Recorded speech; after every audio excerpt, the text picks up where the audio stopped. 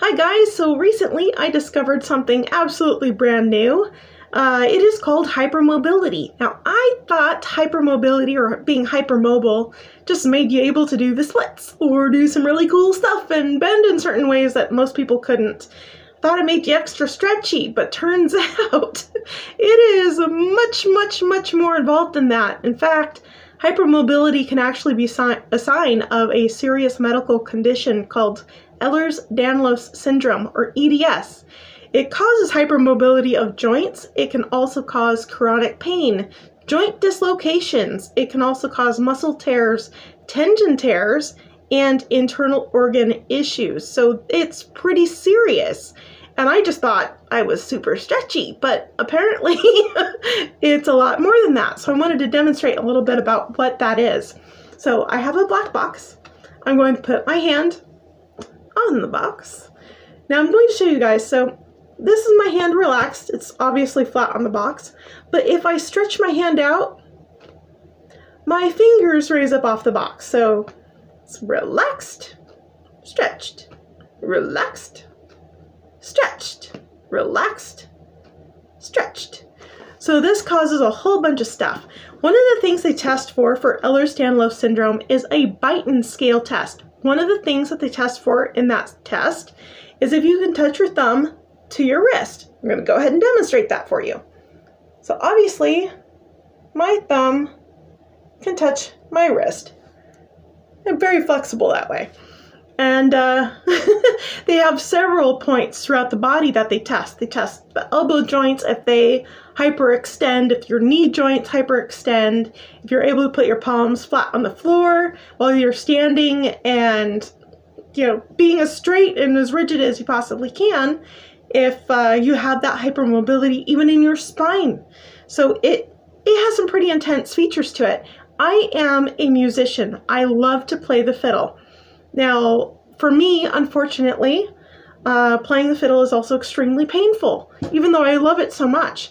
So one of the things that has to happen is I have to pop my finger joints, my wrists, my elbows, and my shoulders back into socket just so I can be able to keep playing and keep producing music that I love. So I'm going to stabilize my finger joint here, and I'm going to show you guys. That's my fingers straight up and down, but compressing the joint, obviously, my joint overflexes. Your finger joints should not compress down and bend backwards to that degree. My ring finger, now that's a real gem. So obviously, joint dislocation can be very common. I can even touch my toes to my nose.